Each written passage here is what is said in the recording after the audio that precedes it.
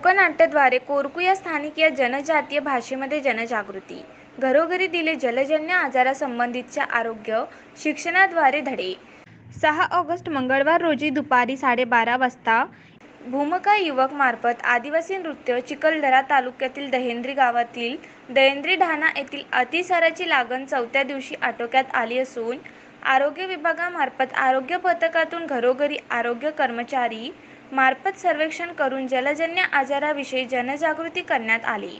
गावातील सरपंच, गावकरी, गावातील युवक मंडळी, धुमका पडियार तसेच आरोग्य कर्मचारी BM सरदार यांनी लोकनाट्याद्वारे गावातील लोकांना कोरकू या स्थानिक जनजातीय भाषेमध्ये आरोग्य शिक्षणाद्वारे भव्य प्रमाणात जनजागृती करून मार्गदर्शन करण्यात आले.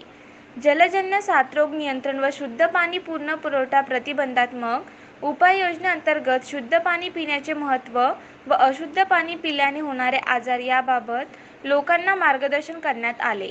तसेच प्रथम पाणी उकळून थंड करून द्विपदरी कपड्याने गाळून घेऊन पिण्याच्या भांड्यांमध्ये भरणे आणि त्यानंतर सदर पाण्यामध्ये मेडिक्लोर किंवा तुरटी किंवा जीवन ड्रॉपचा उपयोग करणे याबाबत लोकांना मार्गदर्शन करण्यात आले.